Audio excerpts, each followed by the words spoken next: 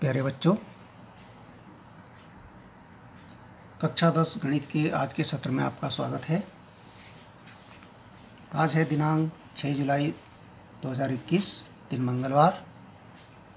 हम पढ़ रहे हैं पाठ 4 द्विघात समीकरण, जिसमें आज हमने नया टॉपिक पढ़ना है। इससे पहले आप जानते हैं कि किसी द्विघात समीकरण का मानक रूप क्या होता है। फिर भी याद दिला देते हैं। किसी द्विघात समीकरण का मानक रूप होता है ax² + bx + c = 0,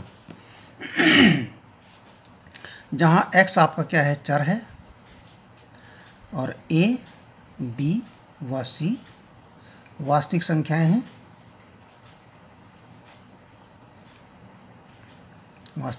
हैं। और x क्या है, आपका चर है। ठीक है, ये आपको याद दिलाया क्योंकि आपको याद नहीं रहा होगा कि किसी द्विघात समीकरण का मानक रूप होता है ax² + bx + c = 0, जहाँ पर एक x⁻2 वाला पद होता है, एक x वाला पद होता है और एक अचर पद होता है। ठीक है, इसके बाद देखिए, द्विघाती सूत्र द्वारा द्विघात समीकरण के मूल ज्ञात करना। इससे पहले हमने गुणनखंड विधि द्वारा और उसके बाद पूर्ण वर्ग बनाने वाली विधि द्वारा, दो विधियों से हमने किसी द्विघात समीकरण के मूल ज्ञात करना सीखा, अर्थात हमने द्विघात समीकरण को हल करना सीखा। अब हमें द्विघाती सूत्र द्वारा द्विघात समीकरण को हल करना सीखना है, क्योंकि आप जानते हैं किसी द्विघात समीकरण का मानक रूप होता है ax² + bx = c = 0। ठीक है, अब इसमें हमें क्या करना होता है, जो समीकरण हमारे पास है उसमें हमें a, b और c का मान पता करना होता है।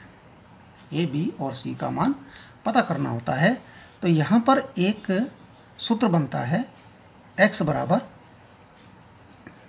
-b ± वर्गमूल b² - 4ac बटा 2a। ये हमारे पास एक समीकरण होता है, ये सूत्र होता है। इसको हम कहते हैं द्विघाती सूत्र।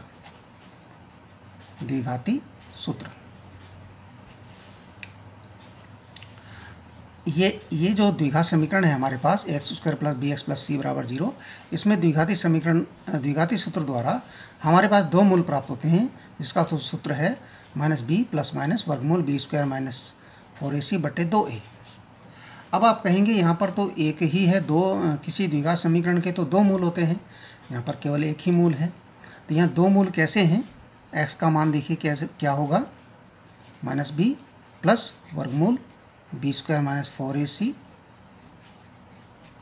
बटे 2a, और दूसरा होगा -b - वर्गमूल b² - 4ac बटे 2a। क्योंकि हमने प्लस और माइनस एक साथ लिखा है, एक बार प्लस लिख करके एक बार माइनस लिख करके इसके दो मूल बन जाते हैं। ठीक है, किसी द्विघात समीकरण के दो मूल हमारे पास हैं, x = -b + वर्गमूल b² - 4ac बटे 2a, और दूसरा है -b - वर्गमूल b² - 4ac बटे 2a। ठीक है, अब यहाँ b² - 4ac क्या होता है? b² - 4ac, b² - 4ac भी एक सूत्र है। इसको हम कहते हैं विविक्त कर। क्या कहते हैं? विविक्त कर। क्या कहते हैं? विविक्त कर। इसका नाम क्या है? विविक्त कर। b² - 4ac है विविक्त कर। ये बताना क्यों आवश्यक है कि कभी कभी क्या होता है, b² - 4ac में 2-3 कंडीशन आ जाती हैं। एक कंडीशन ऐसी आती है कि इसका मान 0 के बराबर हो जाता है कभी कभी। दूसरी कंडीशन कभी ऐसी आ जाती है कि इसका मान जीरो से बड़ा होता है। जीरो से बड़ा यानी कि 1 2 3 4 5 6 7 8 जो भी संख्या होगी। और कभी इसका मान, पहली कंडीशन, दूसरी कंडीशन, तीसरी कंडीशन है, बी स्क्वायर माइनस 4ac हम निकालते हैं, इसका मान जीरो से छोटा हो जाता है। आप कहेंगे जीरो से छोटा कैसे हो जाता है भाई? जीरो छोटा तो कुछ भी नहीं होता है ना। तो जीरो से छोटा भी हो सकता है। जीरो से छोटा होने का मतलब इसके मान माइनस में आ जाते हैं। माइनस में 1, माइनस में 2, माइनस में 3, या ऋण में कितना भी ऋण में कोई मान आ जाए, ऋण में ऋणात्मक मान यदि आ जाए, इसका हम ज्ञात करें इसका मान, तो क्या होगा? तो उसे हम कहेंगे कि जीरो से छोटा हो जाता है, इसका मान जीरो से कम हो जाता है। तो जब दो कंडीशन में, पहली और दूसरी कंडीशन में, ये कंडीशन आए या ये कंडीशन आए, तो हम कहेंगे यदि बी स्क्वायर माइनस 4ac इसका मान या तो जीरो आ जाए या जीरो से बड़ा आ जाए, ये जीरो के बराबर आ जाए या जीरो से बड़ा आ जाए। इस कंडीशन में मूल कैसे होते हैं? मूलों का अस्तित्व है, मूलों का अस्तित्व है, ठीक है ना। या हम कह सकते हैं, या हम एक चीज़ और लिख सकते हैं कि मूल वास्तविक हैं, ऐसे भी लिख सकते हैं, मूल वास्तविक हैं। और यदि बी स्क्वायर माइनस 4ac हमने ज्ञात किया और उसका मान आ गया जीरो से छोटा, जीरो से छोटा अर्थात माइनस में आ गया, ऋणात्मक में आ गया, तो मूलों का अस्तित्व नहीं है, मूलों का अस्तित्व नहीं है, ठीक है ना। यह हम कह सकते हैं मूल काल्पनिक हैं। क्या कह सकते हैं? काल्पनिक, वास्तविक नहीं है, ठीक है।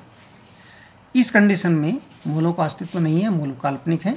और पहले वाली कंडीशन में यदि जीरो के बराबर आ जाए या जीरो से बड़ा आ जाए तो मूल वास्तविक भी हैं और मूलों का अस्तित्व है, ठीक है। तो ये तब होता है यदि हमें बोल दिया जाए कि समीकरण के मूल ज्ञात कीजिए। यदि मूलों का अस्तित्व है, मूलों का अस्तित्व है तभी हम समीकरण के मूल ज्ञात कर पाएंगे। यदि मूलों का अस्तित्व ही नहीं है तब हम मूल ज्ञात नहीं कर सकते। कहने का अर्थ है हमें पहले विविक्त कर नाम हमने इसको दिया, विविक्त कर को ज्ञात करना होगा। बी स्क्वायर माइनस 4ac का मान हमें ज्ञात करना होगा, ठीक है। ठीक है, तो हम कुछ एग्जाम्पल लेते हैं इसके लिए, कुछ उदाहरण। देखिए हमारे पास कुछ उदाहरण हैं कि निम्न समीकरणों के मूल यदि उनका अस्तित्व है तो द्विघाती सूत्र का प्रयोग करके ज्ञात कीजिए। जैसे हमारे पास पहला है, यह 3x square minus 5x plus 2 बराबर 0। ये हमारे पास एक समीकरण है, द्विघात समीकरण है। इसमें देखिए द्विघात समीकरण का मानक रूप क्या होता है?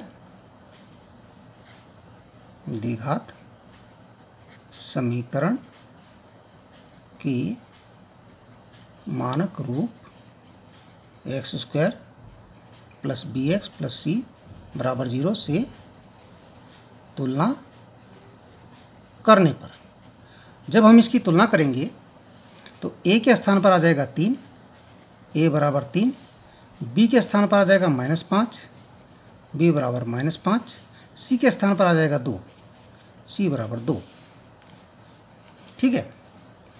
अब मूलों का अस्तित्व है या नहीं है ये हमें चेक करना है, तो हम पहले विविध कर निकाल लेते हैं। या हम कह सकते हैं B square minus 4ac,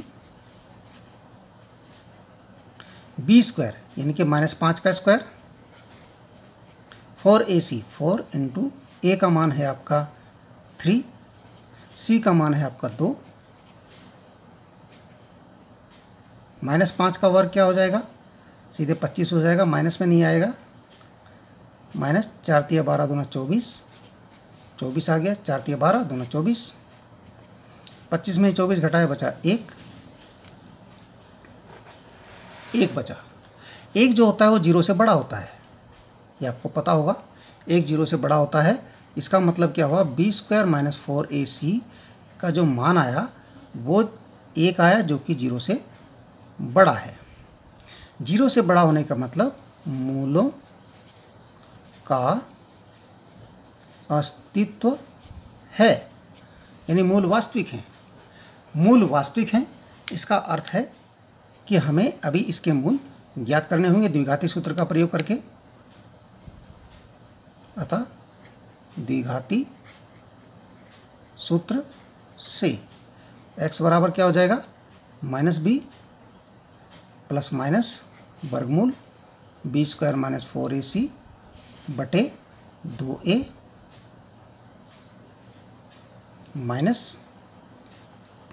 minus है, और ये b का मान है -5, तो -5 हो गया,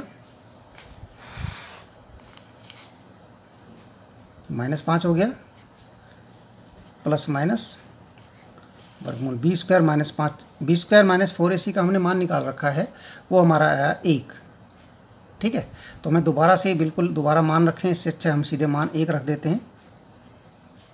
वर्गमूल 1 हो गया बटे 2a, 2 गुणा a का मान है आपका, a का मान है 3, तो x बराबर हो जाएगा माइनस प्लस हो गए 5 प्लस माइनस वर्गमूल 1 का मान हो गया 1, 2 तिया 6। अब प्लस माइनस में इसको अलग अलग कर लें, 5 + 1 बटे 6 एक तो ये हो जाएगा, और 5 - 1 बटे 6 एक दूसरा हो जाएगा। 2 मान हो जाएंगे, एक प्लस में एक माइनस में। प्लस में 5 + 1 बटा 6, 5 - 1 बटा 6, 5 और 1 6 हो गया, 6 बटा 6, इसका मान आ गया 1। 5 में से 1 घटाया बचा 4 बटा 6, इसका मान आ गया 2 तिया 6, 2 गुना 4। हमारे पास मान आ गए, मूल आ गए 1 और 2 बटा 3, ये इसके मूल हो गए। हमारा जो समीकरण था उसके मूल हमारे द्विघाती सूत्र द्वारा आए 1 और 2 बटा 3।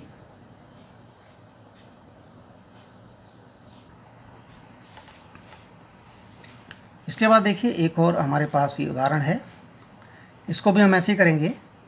मानक द्विघात समीकरण, मानक द्विघात समीकरण हमारे पास है x² + bx + c = 0 से तुलना करने पर a की वैल्यू क्या हो जाएगी, a का गुणांक देखिए यहाँ पर x² का गुणांक यहाँ पर कुछ नहीं है, इसका मतलब यहाँ पर 1 है, तो a बराबर 1। b की वैल्यू हो जाएगी आपकी, b का यहाँ 4 है, और c की वैल्यू हो जाएगी आपकी 5।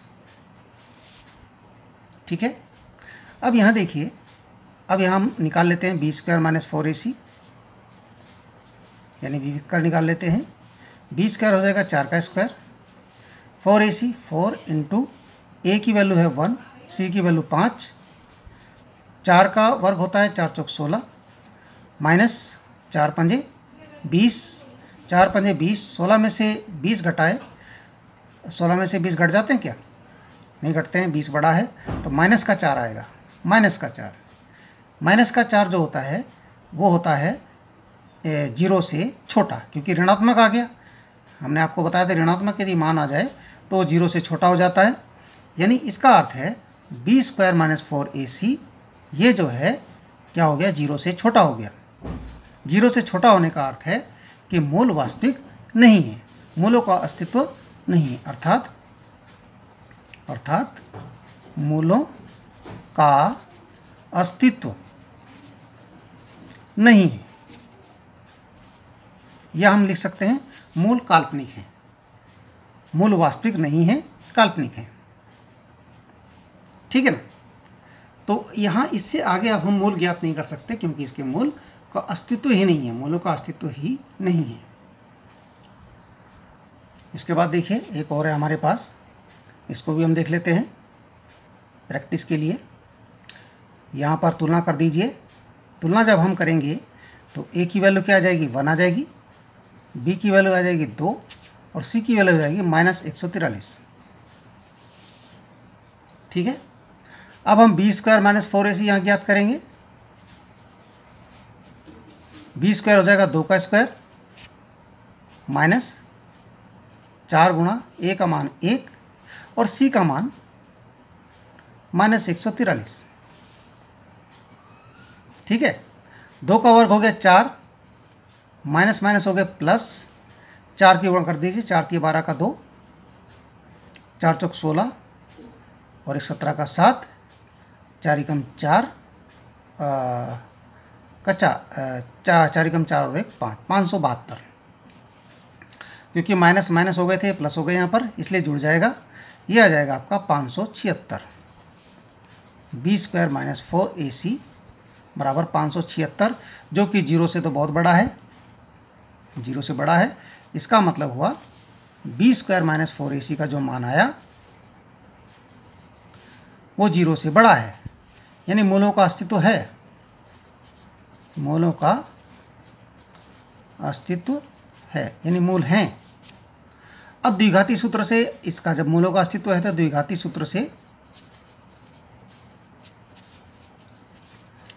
सूत्र से इसका निकाल लीजिए आप, मूल ज्ञात कर लीजिए।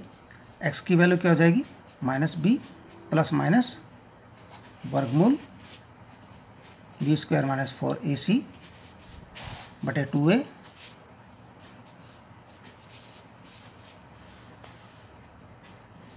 यहाँ मान रख दीजिए -b। b की वैल्यू हमारे पास कितनी थी, 2 थी, तो -2 plus minus B square minus 4ac की वैल्यू होगी 576, तो वर्गमूल 576,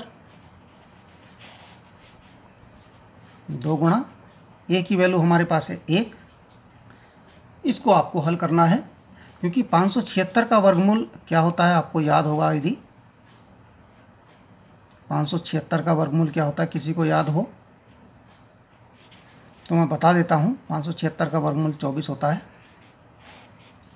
बटा 2। ठीक है। अब देखिए हमारे पास ये x की वैल्यू आई थी हमारे पास -2 प्लस माइनस 24 बटा 2। अब हम एक बार प्लस लेंगे और एक बार इसमें से माइनस लेंगे, बाकी चिन्ह वैसे रहेंगे। इसमें प्लस माइनस में से एक बार प्लस लेंगे और दूसरी बार हम माइनस लेंगे। क्या हो जाएगा, ये प्लस का ये माइनस का हो गया, 24 में से 2 घटाया, बचा हमारा 22 बटा 2 और ये दोनों माइनस के हो गए, जुड़ जाएंगे, -26 बटा 2। 2 से काट लीजिए, यह आ जाएगा 11 बार और यह आ जाएगा 13 बार, -13। आपके जो मूल बने वो 11 और -13 बने। इस प्रकार से आप इसके जो भी प्रश्न हैं इस प्रकार के आप मूलों का अस्तित्व ज्ञात कर सकते हैं। ठीक है।